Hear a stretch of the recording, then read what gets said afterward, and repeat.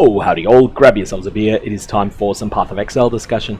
Today, I wanted to talk about the upcoming Endless Delve event, which is a solo self-found only event that's going to be happening in December 11.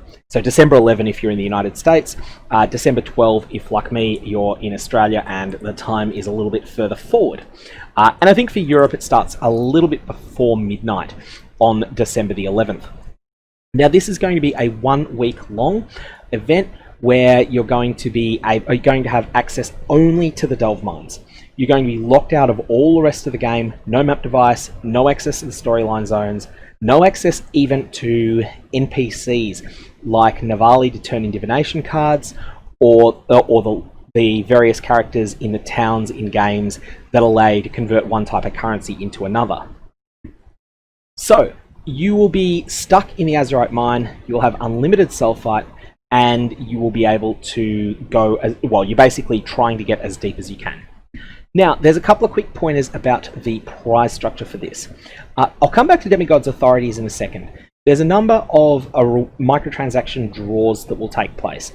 If you reach various character level milestones, then you'll be put into draws for various little prizes, like, you know, a fire armor set, or a Seraph Spirit Wings, or a Stygian Wings. So the higher that your character level gets, both the more of these draws you become eligible for, and also the less people will be in the pool. However, because I'm expecting this to be a very easy league to level characters quite high in, very, very, very fast indeed to hit like level 80, I think you'll find that there will be a lot of people in these draws. So think of these as a bonus. Only play the event because it seems like it's going to be fun. If you don't think it's going to be fun, do not enter it, you know, trying to chase one of these rewards, because you probably won't get them. Then there's the Demigod's authorities, which are absolutely power gamer only. There are only 95 of these that are going to be available in softcore and another 95 in hardcore. And they're going to be the 5 people for each ascendancy class that get deepest in the mines. So for instance, if the top 5 people that are playing chieftains on the ladder for depth get to, say, 900 for first place, 800 for second, 700 for third, 660 for fourth, and 655 for fifth, then those 5 players will walk away with one of these. These are a cool little toy that you can play around with in standard, and you can make your character look enormous by equipping them. However, they're basically skin transfer vanity items. That's their real usefulness. They're not a strong weapon. They're just something that is niche and cool and a little bit funny, but that's all they are. So that's the Demigod's authorities. They're for power gamers that want to show off. The other prizes I don't think are worth trying for. By all means, if you win one, bonus. But you know, just play because you think the league will be fun, rather than because you think the prizes are particularly great. That said, let's get on to how this is going to differ from the core game. Firstly, obviously, it's solo self-found, and that means that if you want a specific unique item, you need to find it yourself. This means that some unique items that are at the rarer end of the spectrum, even ones that aren't worth much in trade leagues like Calm's Heart, are going to be completely out of contention as things you can potentially find in this league. By all means, of course, there are going to be people who do find a Calm's Heart while they're playing, but they will be so few and far between that you should not count on them, even if you are a power gamer that typically hits level 100 in any league that you play. So that's the first thing that needs to be said. It's solo self-found. That changes things. Secondly, fast XP. I think you should expect to hit level 85 in the amount of playtime that it normally takes you to defeat Kitava in Act 10. The reason for this is that the Delve Mines are packed with dense packs of blue monsters. There's no downtime. There's no massive amounts of running around like there is in the normal game. You know, when you're running through the acts and you've got to go from one waypoint to the next, and it's through 2 huge zones. Instead, none of that. There's no bosses that take a while to fight because your character's undergeared. The closest thing you get to that is a couple of the nastier end of delve node bosses, and you know, the scariest one of them is 6 rogue exiles at low level. So for that reason, I think you can assume that it is perfectly reasonable to plan on starting a second character. You can start a character that you know will work with absolutely no gear, something like a zombie mancer, and then when you get your first build enabling item, then you can roll a character that plays to the strength of that build enabling item. So for instance, you might decide to push to level 85 on a zombie mancer, and then when you're in the mid 70s, you might get really lucky and have an Impulse's Broken Heart drop. Then at that point, you can say, all right, when you keep this item, I'm going to now roll an Elementalist or some other, an Inquisitor or something like that that plays to the strengths of the Impulse's Broken Heart item. And if instead of getting an Impulses, you were to get a Hiri's Ire, then you might build a some sort of bow attack character instead, and so on. You can do it with whatever you get. If you get a Piscator's Vigil, maybe even that's enough to decide, all right, I'm going to make a wand attack character. So yeah, plan around multiple characters. It's much more reasonable to do this because it's going to be so fast to level a new character. And this even applies if you are in a situation where your characters have, this is even the case if you're the sort of player who doesn't expect to play a huge amount during this event. If you would never consider making 2 characters in a single week event normally, you may find it much more reasonable in this event. So secondly, you're going to get flooded with low-level items. So items will be absolutely everywhere early on. You'll have rares galore, you'll have alchemy orbs coming out your eyeballs to waste, and you can fritter them away because they're not important at endgame. So for this reason, I think what you should be doing early on is setting your loot filter to show items that already have the links you desire on them.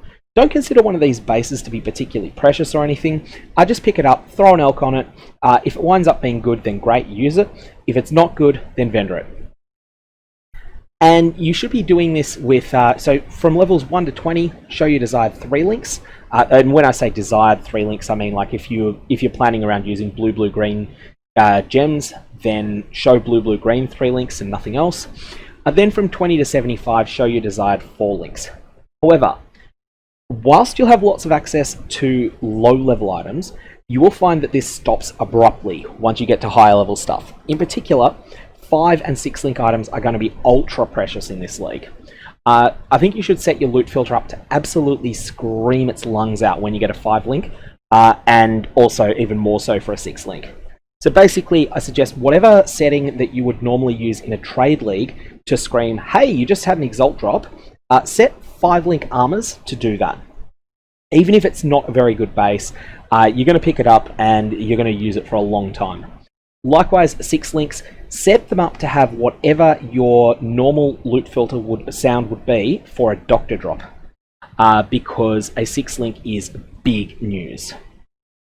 If the 6 link that drops for you, assuming you get one, is not realistically chromable into the colors that your character is using, then consider leveling a new character for it. So next I want to talk about the scarcity of endgame build defining items, and this will be the biggest part of the video. So basically, all the power creep from 3.2 onward will be gone. This is going to be like a 3-year reversal in character power creep. There's going to be no conqueror items at all. There's going to be only a few shaper and elder items, and these are going to be hard capped at item level 83. At the time that Delve League came out, there was no way to get item level 84, 5, or 86 shaper and elder items in the Delve mines, and they were actually really precious, ultra precious endgame drops. I recall during Delve League, for instance, a item level 86 shaper Vaal Regalia. I have a feeling that they were selling for like 30 or 40 exalts back then, which was a significant fraction of a Mirror of Kalandra. Whereas these days, such a base would be a lot cheaper because you've got things like Shaper and Elder Scarabs that can cause these items to drop in large numbers. Back in Delve, they were super precious, and the drop rates were set accordingly. So the only way you can get Shaper or Elder items, you'll get Shaper items from chests that say Astral as their prefix. So it'll be something like an Astral Jewelry chest, or it will drop a Shaper piece of jewelry, or an Eldritch Armaments will drop an Elder weapon. These will come up in the jewelry nodes and the armor nodes respectively, and they actually make those jewelry nodes and the weapon nodes respectively. And the chance to get these nodes, the chance to get those specific rewards Whilst it's not particularly high, it's high enough to make those nodes always worth going out of your way to do, as long as you still need Shaper and Elder bases. In practice, what this is going to mean for a character build selection basis is that you should assume that you will be able to get Shaper and Elder influenced items, but not necessarily the exact base you want. So be willing to compromise. Maybe your build would love to have an item level 85 Shaper influenced thicket bow. Well, you can't get 85 at all, so you're going to be stuck with 83 or lower, and maybe you can't get a thicket bow either. Maybe you're going to be stuck with a Harbinger bow or one of the other ones, Imperial bow or something like that. You should be able to get something, but it won't be exactly what you want, but it should be good. Likewise, Atlas bases are going to be a bit scarcer. Atlas bases are the special bases like Crystal Belts, Vanguard Belts, Two-Tone Boots and the like, the ones that only drop from a specific octant in the Atlas, and that usually have minimum levels of 70 or higher, even when they're scoured. Now, these items are going to be pretty rare. They're going to drop in chests that call themselves unusual something, and again, they're going to be hard capped at item level 83. You can probably get the ones you want. The thing is that because you can't get item level 86 on them, they actually end up not being anywhere near as good to craft on as they are in a normal league. So for instance, if you get Two-Tone Boots, broadly speaking, I think you would rather have a set of item level 86, say, Slink Boots, than item level 83 Two-Tone Boots, because the additional 5% move speed roll is just such a good roll. And that's going to be the case with things like gripped gloves and fingerless gloves and the like. I think you're probably going to want the item level 86 versions for most slots. For that reason, I don't think you want to be particularly excited about Atlas bases. Of course, use them if they're good, but don't expect them to be amazing. You can get Shaper and Elder Atlas bases, but they are extraordinarily rare. You probably won't get any of these at all. I've only seen one ever in the Delve Mines, and that was an item level 83 Elder Steel Ring, back when that was still a 10 Exalt drop. So it was really exciting when it dropped, but it was exciting precisely because it was so extraordinarily rare. So don't plan around getting any Shaper or Elder Atlas bases, even if you're a power gamer. You probably just won't see them. Now, Abyss items, jewels and Stygian vices. These are really, really, really rare until you get quite deep in the mines. So they can only drop in two nodes. There's Haunted Remains node, which is a tier 3 node in the Abyssal Depths, and they can drop in an Unspeakable Shrine, which is also a tier 3 node in Abyssal Depths. Tier 3 nodes are not the highest tier. That's tier 4, which is the ones that have the special fossils like Glyphic fossils and fractured fossils and the like, and they will drop, like tier 4 nodes are pretty much unseen until about depth 400, then they become rare up to about depth 800, then uncommon from 800 to about 1500, and then from 1500 onwards they become somewhat more common. Tier 3 nodes are a bit different. They are more common than that. They come online earlier than that, but they are still pretty rare and pretty late in the mines. So you should assume that you will have no access to Abyssal Jewels and no access to Stygian Vices until maybe you're about character level 90, at which point you can start hoping to get one.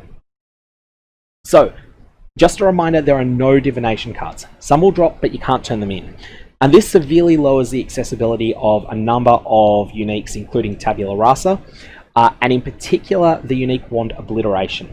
My initial thought when I first heard we were going to be having an Infinite Delve event was, oh, I'll play a character that builds around the wand Obliteration, possibly an Assassin Blade Vortex character that scales poison damage, and then uses Obliteration to essentially mimic proliferation in a way, just by killing, once you kill one monster, it will often explode, dealing chaos damage around it.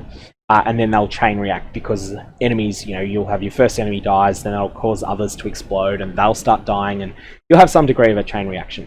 It's a pretty powerful build normally, but despite the fact that the divination card for Obliteration drops exclusively in the Delve Mines, you're still not going to be able to use it. You'll get almost no essences, and the few that you get will mostly not be the useful ones that are built around unless you're a minion build. In particular, you should count upon having basically no access to the 58 stat essences.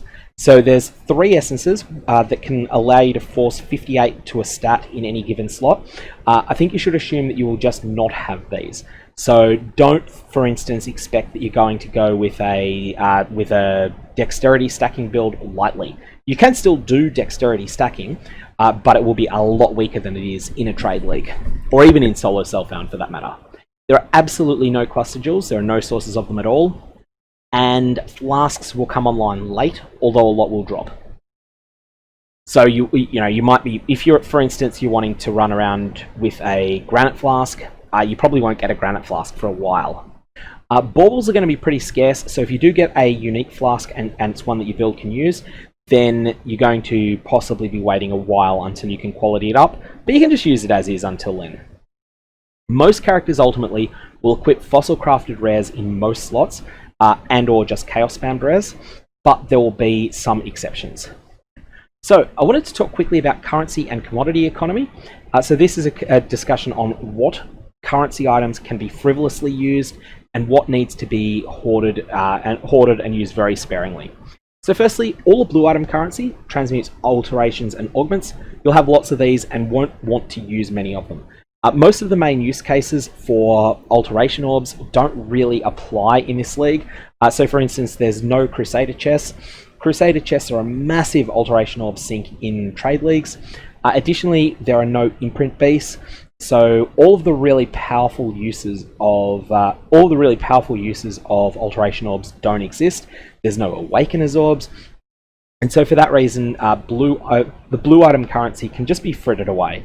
Just use it frivolously, use it whenever you've got it, just feel like using it, just use it. Next currency orb I want to talk about is regret orbs. These are actually quite rare. You only get about 12 of them per exalt that drops, and that means that you should not plan around doing any heavy respecs. I think you should build a new character instead, unless your character is like level 95 plus. Otherwise, don't plan on farming for regrets. However, I do need to check a couple of things with this. There may be some of the currency nodes in the Delve mines that have a bias towards dropping regret orbs. If that's the case, then ignore this point and you can respec away. Regal orbs are something that you should turn them into scouring orbs via what I term the Regal to Scour shuffle. And what this is you pick up either a white item or a blue item, and if it's a blue item and it's got 1 mod on it, then what you want to do is just use a Regal orb on it. This will create a 2 mod rare, which will vendor for a scouring orb. On the flip side, if you've got if you're just transmuting an item, then that'll have a 50% chance to create a 1 mod magic item, 50% to create a 2 mod magic item. If you get the 1 mod item, then you Regal it and vendor that. This is a way to convert Regal orbs into scouring orbs. Regal orbs are legitimately rare in normal gameplay and from monster kills, but they drop a lot in the Delve mines, and the reason they drop a lot in the Delve mines is that some of the currency chests have a heavy bias towards them. Especially in my experience, the hidden currency chests. So these are the ones behind fractured walls. They seem to drop a lot of Regal orbs.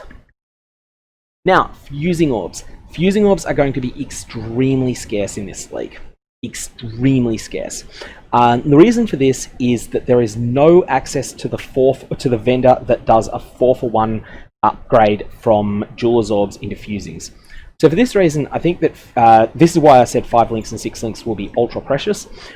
Fusing orbs will be extremely rare. You should hoard these really carefully. Now, I have a rule of thumb when I'm looking to use fusing orbs on an endgame item. And it's early in a league. This rule is, if you have fewer than 200 fusing orbs saved, do not roll over a 5 link. If you have fewer than 20 fusing orbs saved, do not roll over a 4 link. And also, never use an orb of fusing on an item unless that item has 6 sockets. Of course, the obvious exception is for 4 link items. Like, if you've got a set of gloves, then obviously you probably want to 4 link them. But if you're talking about a chest piece or a 2-handed weapon, never use a fusing orb on it unless it's already got 6 sockets on it. Yes, this means you're not going to be using fusing orbs while leveling at all. Maybe a bit of an exception if you get some really lucky leveling item like a Stormcloud bow, then by all means 4-link that. But that should be all that you do with fusing orbs. Now, Jeweler's Orbs. You're going to get these in Overload because there's no way to upgrade them, and you're going to quickly want to remove 6-socket items from your loot filter, and you're going to want to do that once you've got all of the items that you're equipped have 6 sockets. 6 links will come much later, but 6 sockets, and you have a few hundred Jeweler's Orbs in the bank. At that point, stop looting 6 sockets entirely. Mapping currency, chisels, sextants, horizon orbs, sacrifice fragments, these are all worthless. Alchemy orbs you'll have an extreme overload of. Firstly, there will be no maps to use them on, and secondly, you're going to be tight on scouring orbs. And that means that scour elking is not going to be a substitute for using chaos orbs on items like it normally is. In a trade league, because there's so much end user demand for chaos orbs from people who are using Zana map mods, this means that there is an enormous an enormous demand for chaos orbs that prevents them really being used for efficient crafting. That's not going to be the case here. Instead, scouring orbs are the scarce one, and chaos orbs can be used frivolously for rolling items. And this means that you're going to have way too many alchs. Alchs are more common than chaos orbs anyway. They're far more common than scours are, and as a result, you're just going to have heaps of them. Now, Vaal orbs. I want to talk about Vaal orbs because they drop a lot in the Delve Mines. They drop from the Bloodstained currency nodes, I believe they're called. The ones that drop about like 6 Vaal orbs normally. And so you're going to get quite a lot of them. They're an odd case. What you want to do is use them on random armor of a very good base, and you're hoping for a 5-link or better.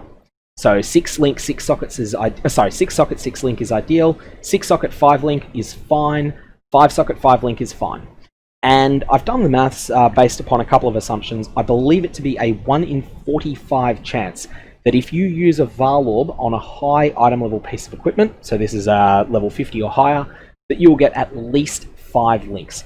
This is much more common than crafting a 5-link using fusing orbs, and as a result, this is going to be a very good source of 5 links. However, because you have no access to the crafting bench, you're not going to be able to recolor these. And Vaal orbs, when they create a random item, so when they re-roll the mods and the sockets on an item, which usually people term bricking the item, when this happens, the colors on it will be random with no respect for the usual biases that a chromatic orb would apply to that item. So for instance, if you have an item with a high strength requirement, like an astral plate, and it has no dex and no int requirement, normally there will be a strong bias towards getting red sockets. And sometimes that's a good thing, sometimes that's a bad thing. But when a Vaal orb turns it into a 6-link, it will have random socket colors.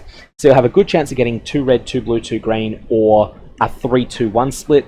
And there's also a reasonable chance of getting like a 4-1-1 split, or even a 4-2-0, or a 3-3-0, or things like that. It's much more unlikely to get 5 of one color and 1 of another, or 6 of one color. So these are the primary use for your Vaal orbs. And I suggest that what you do is you have a couple of backup support gems in mind. So let's say that you're playing a let's say that you're playing a Cyclone build that is using Impale. This is generally a build that likes to have about 3 red and 3 green sockets on items. But you can use Infused Channeling. Maybe it's not the best gem for your character, but if it's good enough, and you happen to get a 3 green, 2 red, 1 blue 6-link from a Vaal orb, then of course you're just going to say, alright, I'm going to use Infused Channeling and remove whatever is the least impactful of my other support gems. So this is going to be the primary use for Vaal orbs in this league because there's no maps to Vaal. Additionally, you can use Vaal orbs to craft Vaal skill gems you want to use. So for instance, really strong ones like Vaal Summon Skeletons, you can just buy a bunch of Summon Skeletons off the vendor and just Vaal them all while they're level 1. And one of them will eventually Vaal into Vaal Summon Skeletons, and there you go, that's your starter Vaal skill gem. Also, you can Vaal items chasing 6 mod rares. So when you brick an item, so when you use a Vaal orb on an item and it corrupts the item into a rare item with random mods and random socket links, it will always have 6 mods. And that means that there's a good chance of getting something that's okay. So what you might want to do is Vaal things like coral rings earlier in the game and steel rings later in the game, with the hope of just getting, because you're getting 6 mods often, you're just hoping to get something with reasonable mods. So that's a few options for Vaal orbs. Essentially, there's a lot of uses for them. There's also going to be a lot that drop. I don't think you should regard Vaal orbs as precious, but I do think that you should use them with a little bit of thought and keep a few of them in reserve, because there's a couple of nodes you're going to want to use them in for specific reasons. ID scrolls, I think, will be tight early, and you can vendor portals, transmutes, and whetstones as needed, and you'll just be flooded with them later. Gem cutter prisms. These are going to be tight, and you should cherish them. Prioritize your upgrades. So, for instance, don't just apply GCPs on whatever gem. Have a priority listing for them. Additionally, you can use the level 20 flip as needed. So this is a vendor recipe where you vendor a level 20 gem plus a single gem cutter prism, and you'll receive a level 1 version of that gem that is 20 quality back. Delve does not drop very many high quality gems. It does drop a lot of low quality ones like quality 6, 7, and 8 and the like, but pay attention to the few that you get. And if you will use a gem, looting a 12 quality version of it is a big deal. So consider setting up your loot filter to present quality versions of all gems that you will use as being Divine Orb tier. So if your character is, for instance, using Herald of Ash, then you might want to set your loot filter up to tell you that a 12 quality or higher Herald of Ash, give it the sound you'd normally give it to a Divine Orb in a trade league, and then if you get, once you've got a couple of them, then at that point that becomes less important. Chance orbs. Chance orbs are less useful than they may seem. There's no 4-for-1 into scours, so you'll be limited in the amount of chancing you can do by your access to scouring orbs, but you're also going to want scouring orbs for other things as well. So for that reason, I don't think you should get excited about chance orb drops, but by all means use them and see what you can get. Especially if you want something that's one of the more common unique items, like for instance, maybe pick up simple robes that are white, and just chance them hoping for a tabular early on. That's something that could be really solid. Chaos Orbs. You want to spam these in a way that you don't in a trade league. They're less precious than Scours, so use them in preference to Scour Alking. Exalted Orbs. Exalts are really, really rare in Delve because of all of the currency chests. As far as I know, only one of them, the Hidden Heirlooms node, which is behind Fractured Walls only, and is very rare even behind Fractured Walls, only that can drop Exalted Orbs. So you should probably only expect to see maybe 2 of them by the time your character's level 90, and maybe 4 of them, maybe 6 by the time you're level 95. So for that reason, hoard these really, really aggressively. Only use them on the very few godly 4 mod and 5 mod rare items that you acquire. The things that you feel, this is the best item my character is wearing, I can't see myself removing it, but it's got a free mod slot. That's the sort of thing you want to exalt. As the end of the event approaches though, lower the standards on what's worth exalting, because there's less of a, there's more of an opportunity cost. Remember that this is a void league, and so anything that you don't use before the league ends is essentially being destroyed. Orbs of Annulment are basically useless without the bench. They're extremely rare, but you probably won't see more than 1 or 2 of them, and if you do see 2 of them, that's going to be 2 more than you're going to use. Divine Orbs are rare indeed, and you should hoard these, treat them as precious, and only use them on uniques or build-defining, or on rare items that have a single build-defining mod that's really important to your build. So for an example here, if you get yourself a Skyforth that drops, and you can use that on your build, but the mana roll is really low, maybe you'll throw a Divine Orb on it with a goal of, oh yeah, if it's over 100, then I'm fine with that. Skyforth's mana roll is between 60 and 120. On the flip side, build-defining mods on rare items, the one that comes to mind is the Shaper mod that adds cold damage based on your dexterity. That has 4 tiers, and the difference between tiers is enormous. So that's the sort of thing that you're going to throw the very small number of divine orbs that you've been preciously hoarding. You're going to use it on them. In terms of commodities, level 20 gems will be easy to come by, but not on day one. Delve gives a lot of gem XP. Vaal gems will be easy to come by, including at level 20. You buy the gem first, then Vaal it, and keep repeating until you get a success. And then once you've got a success, level it to 20. Level 21 gems, if you don't care about quality, these are going to be accessible if you only want one of them, and that's because you've got 6 slots in your offhand weapons that you can level 6 copies of one gem, and then once you do get them all to level 20, Vaal them all, and there's a realistic chance that one of them will Vaal up. However, 2 types of gems are power gamer only. These are level 21 gems that are 20 quality, and Empower, Enhance, and Enlighten gems that are level 4. These are power gamer only. And I don't think you want to use a level 3 Empower, level 3 Enhance, or level 3 Enlighten in many cases. So you should expect that you will not see those unless you're someone that's really at the upper echelon of play. So a couple of special nodes I want to draw attention to. Firstly, the Strongbox node. This is something people normally think of as rubbish in the Delve mines. It's pretty rare because it's a tier 3 node. Although it can appear in any biome, it's tier 3, which means that mostly there's a strong bias against it appearing early in the Delve mines, and then it becomes more common the deeper that you get. However, it won't appear often at all until you get pretty deep, but when it does start appearing, you will get a few of them. Now, you should consider rolling Armorer's Strongboxes and Ornate Strongboxes for plus items, and then Vaaling them to hunt 6 links, the corrupt 6 links. Don't roll over Strongboxes of Unity though, and don't Vaal them. Of Unity is the mod that means that all of the items within that Strongbox are linked fully. That applies to Armorer's Strongboxes primarily, but also to a lesser extent to Ornate Strongboxes, which are the ones that contain more items of all types. Like they're a normal Strongbox with completely random items, but they just have more items in them.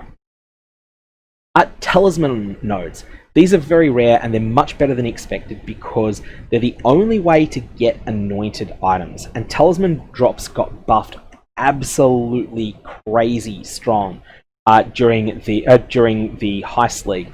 This does apply to ones that drop in the Delve mines, and so because they're dropping from this top end loot table, these talisman drops will be really, really good in Delve. So if you do get a talisman node, and again, these are tier 3 nodes, so you're not going to see them for a long time.